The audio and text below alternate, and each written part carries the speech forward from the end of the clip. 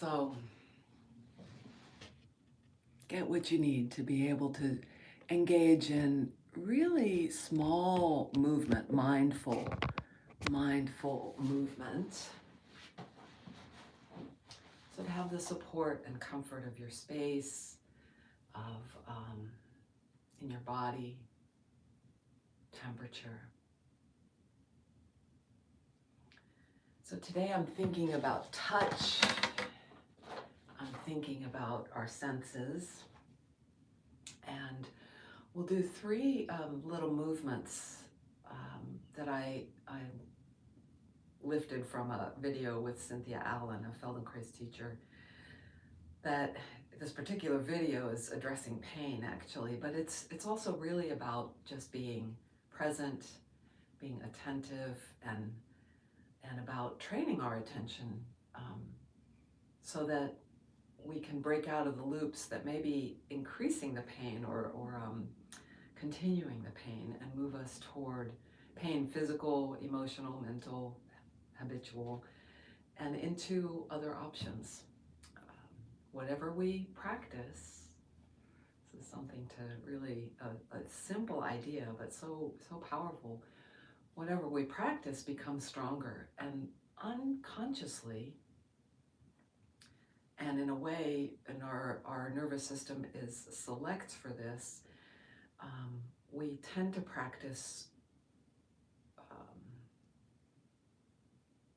an exacerbation. What's the word? I'm missing a word. We tend to practice what heightens our nervous system, what makes us more frenetic, more anxious, more fearful. That's easy to fall into that. At least I find that. Maybe that's true for you too. So I'll start with a poem, and then we'll move into the movements and slide right into a meditation, a stillness, silence, listening practice. The poem is called The Blessing of the Old Woman, the Tulip, and the Dog. It's by Alicia, Suskin, Ostriker. I'm not sure if I'm pronouncing that right. And I received this from my dear friend and also teacher of yoga and meditation, movement, Jackie Schaefer. The blessing of the old woman, the tulip, and the dog. To be blessed, said the old woman, is to live and work so hard, God's love washes right through you like milk through a cow. To be blessed, said the dark red tulip, is to knock their eyes out with the slug of lust implied by your up-ended skirt. To be blessed, said the dog, is to have a pinch of God inside you, and all the other dogs can smell it.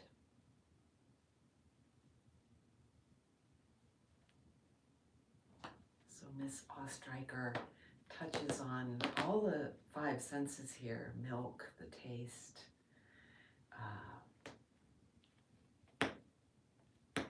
sight, obviously, the red tulip. Where did I find touch, smell with the dogs, the pinch of God in you.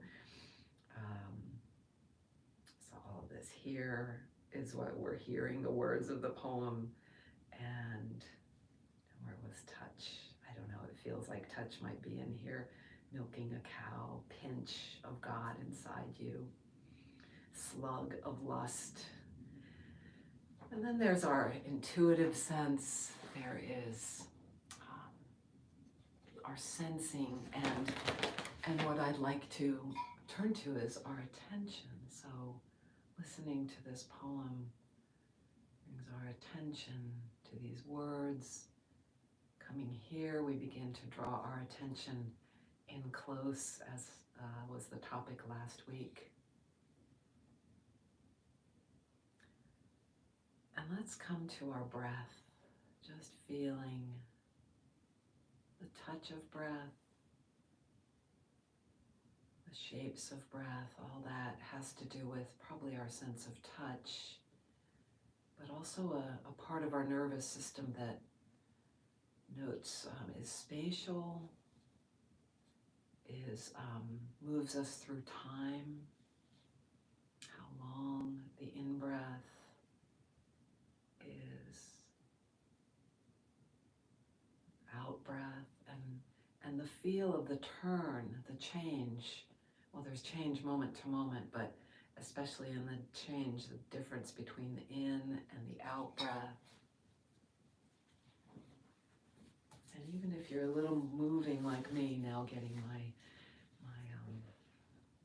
cover, it's a little chilly in here, you can still attend to the breath. So valuable. A part of this micro movement is that we are conscious of where our attention is. So breath, the primary focus of attention now.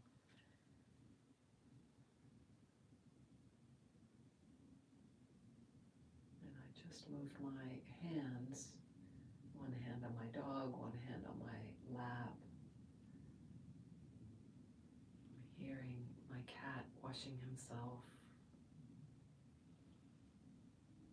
Even as I stay with the feel of breathing. And there's no particular way the breath needs to be.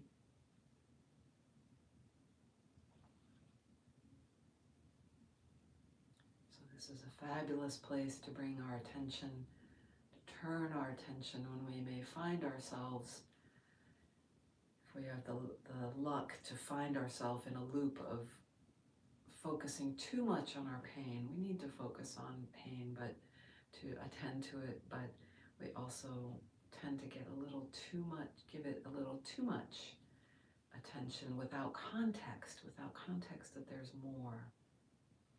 And we actually might hold our breath when we're sensing our pain and maybe then worrying about our pain, worrying about what to do with it or where we may not be able to show up.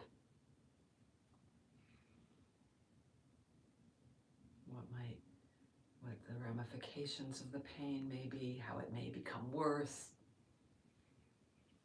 So to be able to have that good fortune of catching ourselves. And the second good fortune of, oh, there's another way to have our eyes open, to have our attention, to see with new eyes. As I was reminded that Proust, the classical writer, Proust was one of his themes.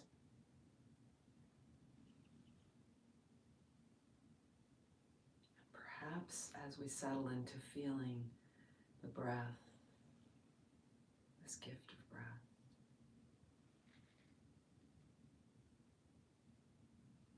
perhaps already any suffering or pain that you may be in your life has changed.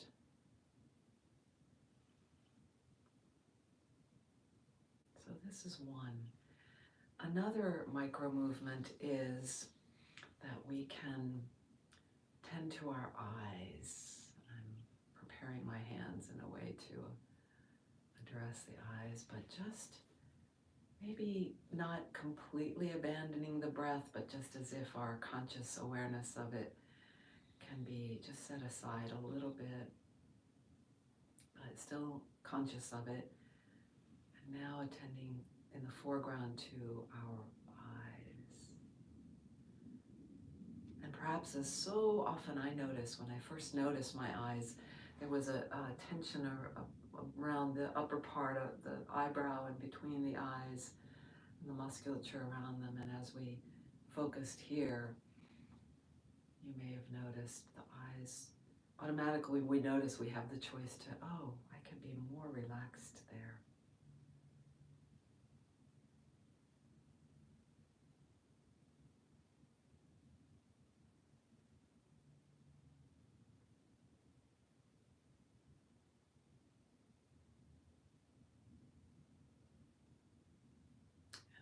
As I choose to use my voice in this quieter, slower way, after after the running around of breakfast here and getting the setup here ready with some flaw this morning, but with the setup ready. Cat in front of me, to the side of me, and the dog are all very relaxed now. So a wonderful practice that we do in yoga, and this way that Cynthia Allen and my Feldenkrais instructors have shown us, is the fingers can cross so that there's actually a nicer seal to the around the eyes, kind of making space for the nose. And this is really nice to do in a laying down position, but for the sake of this practice, we'll be doing it sitting up, or I am. You might choose to lie down or lean against a wall or the back of the chair that you're sitting on. And as much as possible, relax the shoulders and arms and feel the warmth of your hands against your face, and let the eyes relax, relax. And in fact, from a sitting position, let's actually bow the head. This is my addition. I'm going to bow your head, but I'm going to keep my head up because I want to be able to, for the phone to pick up, that I'm recording on, to pick up my voice. So your head may be bowed as you just let the eyes sort of hang from their sockets. And even in my upright position, I'll just imagine the eyeballs can kind of hang more, very Halloween image. And imagine looking softly into the infinite darkness in front of you. And perhaps if that darkness is not completely dark, mine actually feels a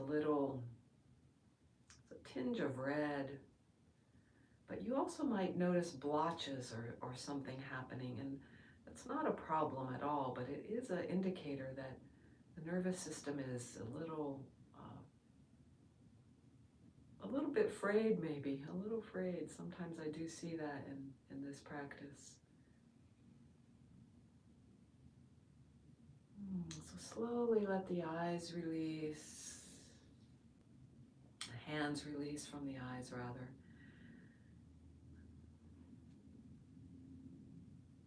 Attending to the eyes. So I differentiate between our attention is sort of a beam of, something we have choice over. A lot of times it's very habitual, but it's where our focus is. Consciousness is a little broader. It includes sort of periphery stuff but it's what we are, it's tricky, what we are aware of. But awareness I leave for that, a synonym might be God, or the totality, or the absolute that is beyond any qualities. And that's my own kind of use of language. Different traditions and people will use it in different ways, and anytime we're using language, we're already away from the essence of the absolute. So just to differentiate that, but this practice all takes us to those portals that remind us that the absolute is never not here.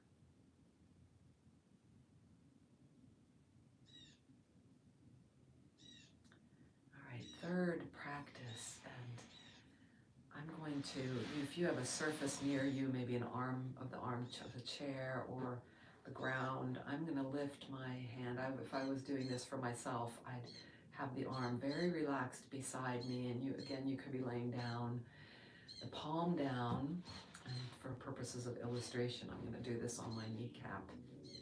So I'm doing this with my right hand, the hand relaxed on my leg, and imagine that the palm sort of lifts, sort of like a jellyfish, and then relaxes back down.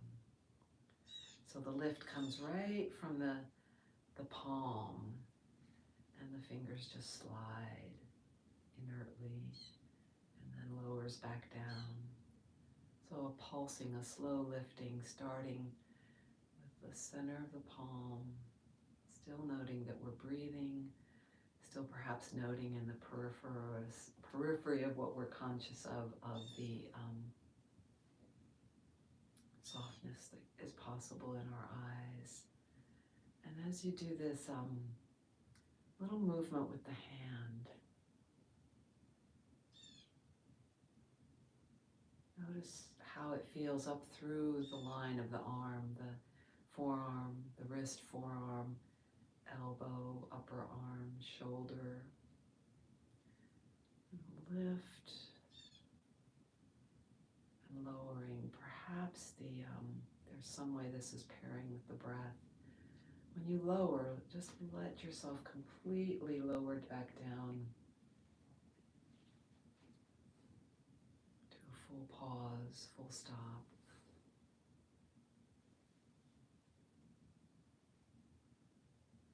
There might also be a full stop in the lift, which is there's some effort there. There's some work happening, but it can, around the work, we can also be conscious, become more and more conscious of where we might let go some more.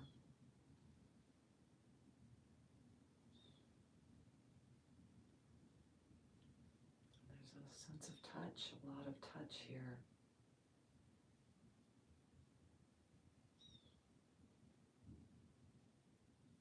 Softening around the edges of what we're focused on, where our attention is. I notice a smell, there's a particular aroma in this room. A little humidity today enhances that.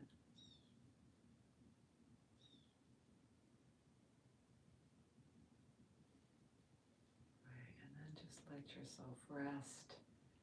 Maybe right in place. I'm going to rest my arm to a bit more relaxed position. Oh, my voice is getting quieter. I want to make sure I am audible.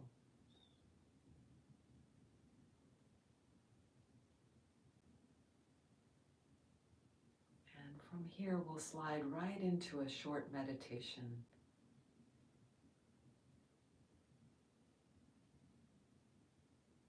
About 5 minutes.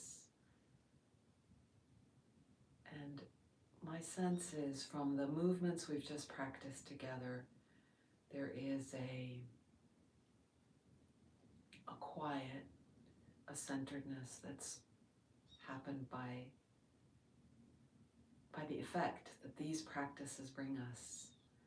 So very little movement to set up your meditation posture. Perhaps you're lying down and you just want to stay there. If you come to sitting and make a bigger movement, make it gently, lightly. If, like me, you decide to place your hands in a certain position, make the movement easy, light, gentle.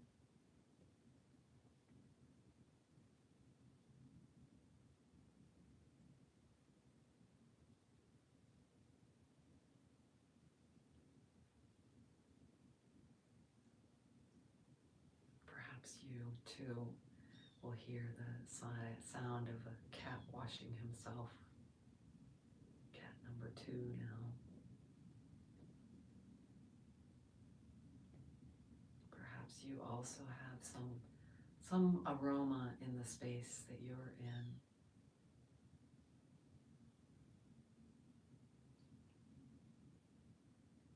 There's a feel of touch might be heightened by the movement of our hand. And the feel of the temperature in your space against your skin.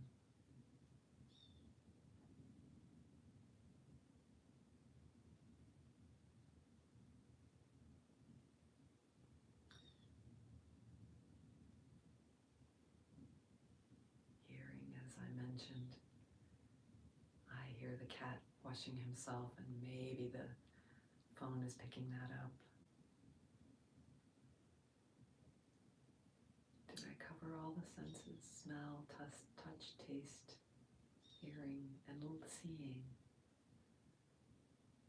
Your eyes, like mine, may be closed right now, but it's as if we're looking at what we're experiencing right now. our inner eyes.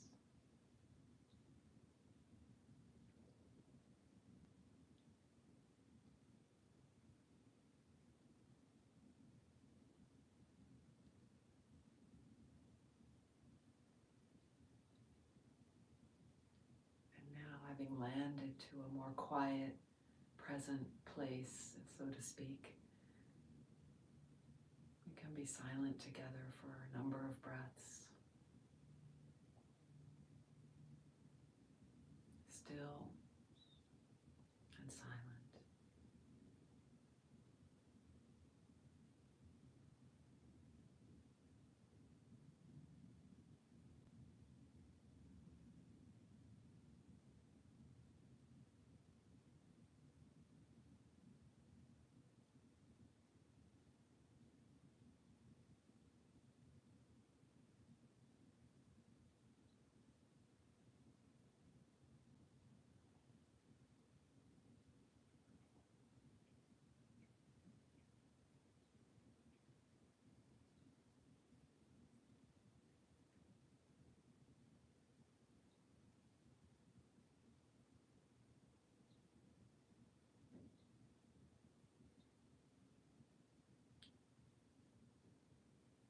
As attention comes back to any of the senses and the objects of those senses, what we're receiving.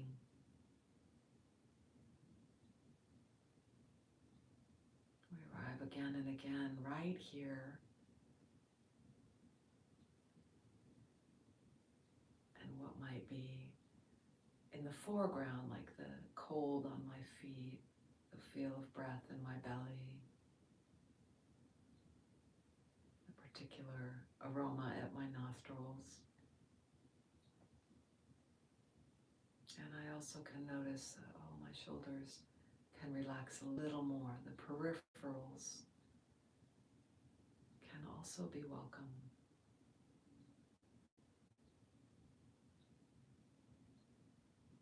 Lightly, less and less effort.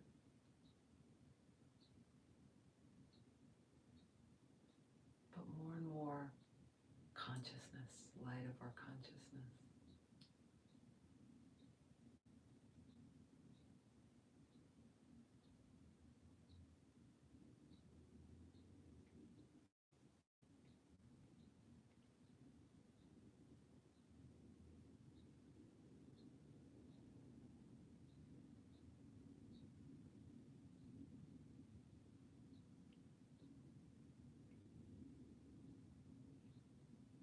And so we land as we take a few more breaths together into this realm that is really in our day-to-day living and in our current lives time on the planet that is more in the background, if at all present for us. Maybe for a time when we dedicate to a prayer or to spiritual aspirations. But more and more those grow with those practices, and we can have that presence in our life more and more fully. So we complete this practice, palms together at the heart and bowing.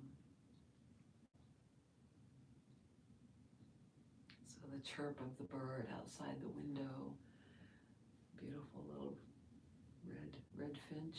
It's a red-headed finch, not sure of its real name, its true name, proper name.